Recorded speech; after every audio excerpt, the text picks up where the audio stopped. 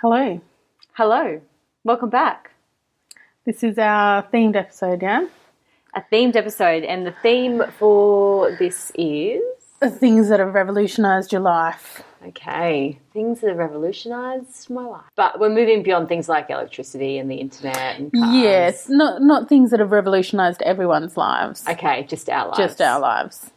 Okay. Those small things that you just can't stop telling people about. So, for instance, my latest one is this tiffin that I brought back from India this time. Are they known as tiffins here? Do people know what these are? They're like a metal... Because now I've seen it, I know... What it is, but you don't know what you'd call it. So we'll have to put a picture up, but it's a metal bento box maybe. It's a metal lunchbox with 2 clasps on the side that you can hear me unlocking now, and then 3 different compartments. One of which still has some milk in it that I stole from work the other day because I was broke. That's gross. Yeah, sorry about that. Sorry, don't spill it anywhere. And then maybe we'll wash that. Then you just. But I love it because everything's, I can put things in these 3 layers. Yeah. And it's all compact, and I've got food for a whole day in here. So then you don't have to carry around 3 containers. No. You look so impressed. No, but it's so much better than everything else. Yeah. You can have, a really tomatoey curry in here and it doesn't stain it. You can't put that in the microwave. You can't put it in the microwave. That's the only thing. That you can't put it in the microwave. Because it's stainless steel for those who can't see it. There's something a bit civilised about having a bowl of food rather than just eating out of the container, so I'm okay with that. Are you seriously going to be snobby about eating out of containers? No, I eat out of containers all the time. I'm just saying, I can live with pouring it into a bowl first. What if it's hot food and you want to heat it up? Pour it in a bowl. Put it in a bowl. Oh, okay. And put it in the microwave. Okay. So that's not in place of... It's just a bowl? It's just a storage. It's a storage. Okay. Yeah, I like it. Yeah. Cool. It's really good. And so, the other day, I have noodles in the bottom and then some veggies. Yeah. And then I can pour the noodles and the veggies in together in the thing. Yes, and you it's, can. And, I can have my cereal in one and yogurt and milk. And then I can pour it all together and my cereal hasn't gotten soggy. Yes.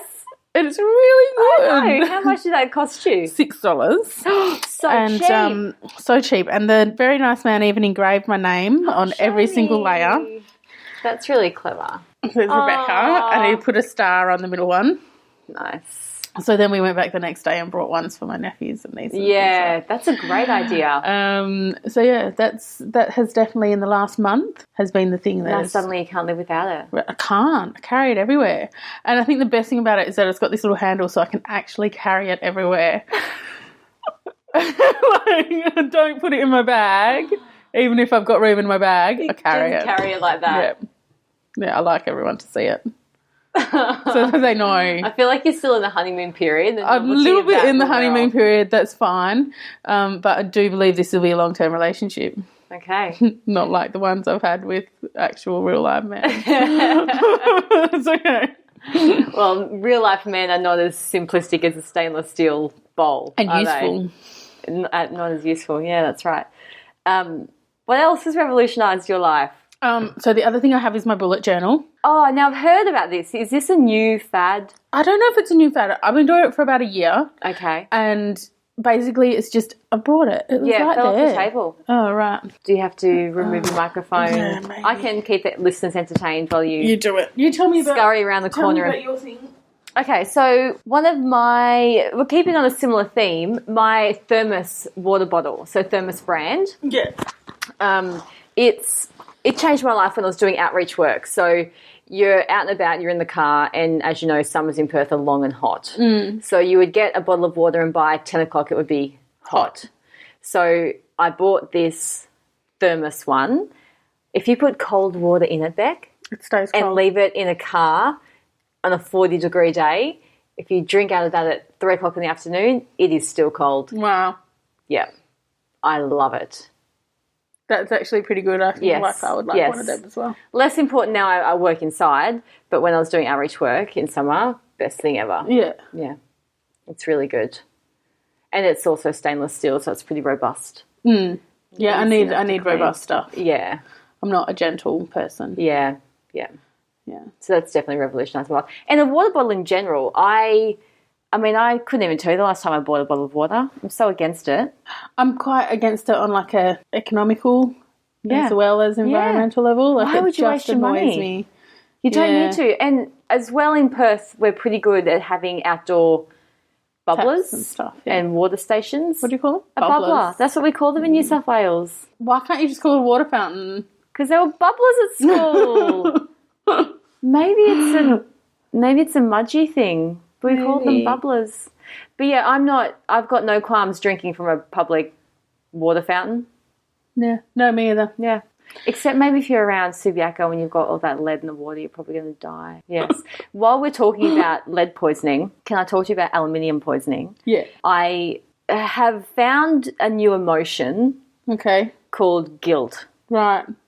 That I've never had this before. I didn't really seem to be afflicted by it that much. Okay. Now, everything is making me guilty. Really? I feel bad about being a human being. I watched this documentary called Cowspiracy. Yeah. Wow, for 3 days I was going to be a vegan. Really? Until I got soy in my coffee and I decided I love soy in my coffee. No, I couldn't do it. I prefer it to milk. Straight up. I couldn't do it.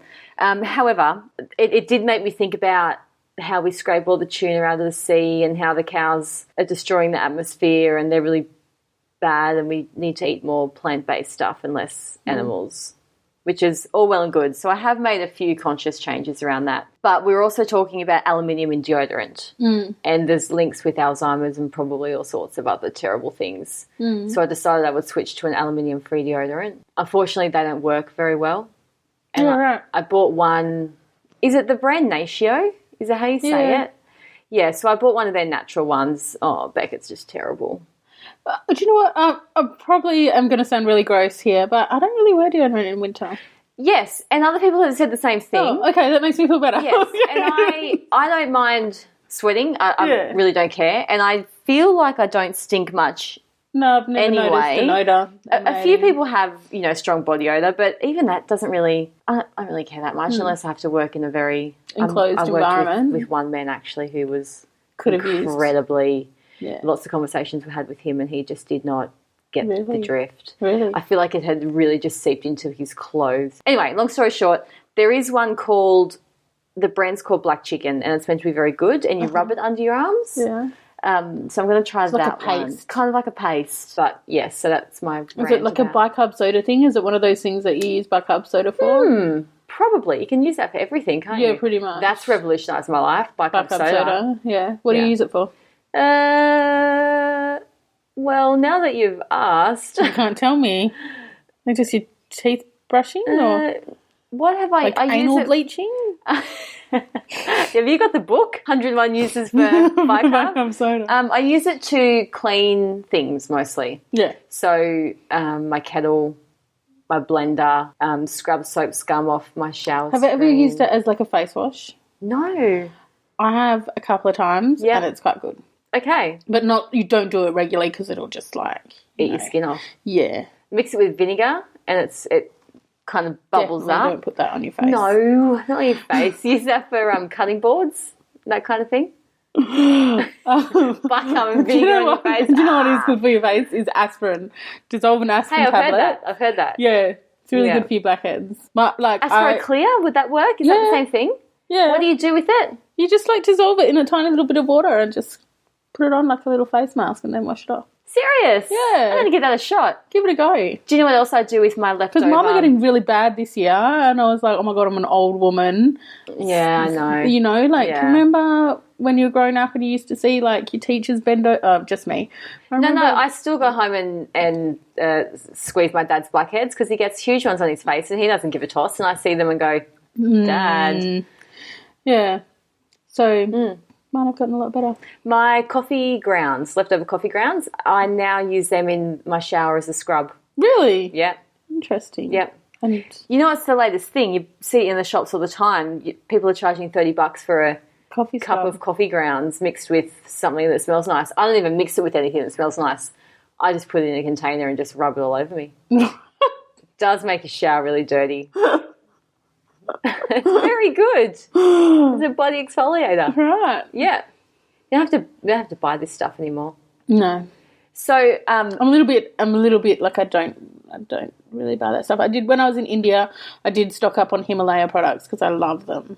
Yeah. But other than that, yeah, I'm not very good at. Do you condition your hair? Yeah, I don't. I don't use conditioner anymore. What are you? Just nothing. Nothing. Well, you've got quite fine hair, Joni. I feel like it's a marketing gimmick. We don't need it. I've tried not using conditioner and my hair just goes disgusting. Really, though? Yeah, it really does. Yeah. Okay. What else has revolutionised your life? It's like a freaking... I like your hair. Yeah, I know, but it's like there's a lot of it. Yeah. So if I don't condition it, then it just becomes like a massive dreadlock. You're still meant to brush it. But if I don't condition it, I can't get a brush through it. You can if you do it in the shower. Comb it through after you shampoo it. It'll be fine. Disagree. Okay. What else? So my bullet journal, that's right. Oh, yeah, sorry. We had a bit of a sidetrack. Basically, you just get a blank journal. Mine's got little squares in it. And then on the front... Right from the beginning. You don't like it? I don't like the squares. Oh, you don't like the squares? You can use anything you want. Okay. And then you have an index page at the front. Okay. And then you just go through, and every month you put down the days and the date and the number of the day. What's the date? That's the date, right? Oh, you've lost me. I think so. Yeah, like Thursday the 1st. I can see where you've done that. Yeah. And then what you've got on during the month. And then every week I just go through and say, right, what have I got on this week? So where am I up to? You look really busy. Oh, fuck, my life is just like one long to-do list. So on this page I've got what I'm doing each week, and then on this page I've got my to-do list for the week. Okay. And then if I have meetings with people, I can, do a mind map. Yeah. Like I'm not constrained like I am in a diary. Those normal diaries. Yes. No one likes to be constrained. But it just means that I've got like one less notepad. So I used to have like a diary plus, like notepads and stuff. Yeah. And I'd always lose stuff. But now I've got everything in one place. So if I'm studying for anything... So there's an actual format for this? Yes, I don't follow the format as rigorously as some people do. Okay. So it's really a way of constructing your own diary in any book. Okay. Yeah. I can see the benefits of that. So like I went to a one-day workshop on co-design and I've got all the notes from it in here so I can always look back to it. I've got a period tracker in here. I've got a to-be-read book. Don't you use an app for that? Oh, I deleted it off my phone because I had too many podcasts on it. You needed some data. Fair enough. But how will you know when your body is ready to menstruate? Well, if you don't have the app. I went to a just leave the bullet journal for a minute. I went to a play or a cabaret show called The Greatest Period Ever. Yeah. Did you hear about this? Yeah. So Lucy Peach put it on. She's a WA kind of singer-songwriter person, but she also studied biomedicine and taught at sexual health quarters for a while. And so she's done this cabaret based on the book The Optimal Woman. Okay. Which is all about the different, moods or the different phases of your menstrual cycle. Okay. As in the whole month of your menstrual cycle, not just when you have your period. Okay. And so... Can I just make a point that menstrual cycles aren't necessarily a month? No. Okay. But not just like the month. What do you mean? Well, some women cycle for much longer and some for much less. Yes. Did you read that Malcolm Gladwell article? Yes. Yeah. Yeah. But like whatever the regular kind of... Yeah. Yeah. But what my point is like not just okay, all right. Let's just say month for the sake of the podcast. So she was kind of saying like the days 1 to 6 or whatever was a reflection time, and then you move into like a dynamic phase where you're just getting everything done, and then after ovulation it's more expressive, like you're more wanting to spend time with people and connect. So this is from the book The Optimal Woman. Yes. And this is what we should all be doing. No, these are she's saying that this is not what we should all be doing, but this is the way that the hormone levels work. And obviously if you're on the pill or something it's going to be different, I would assume. Then these are kind of the natural mood responses. Okay. To the changing hormone levels. Cool. And then in the week coming up to your period, it's like creative destruction, like that kind of, I've got to do something, I've got to, like that agitation when you want to make something. So it was quite interesting. I went with my sisters. I wanted it to be funnier than it was. Mm-hmm. It wasn't very funny. Okay. But it was quite interesting. I want to read the book now. Okay. To see where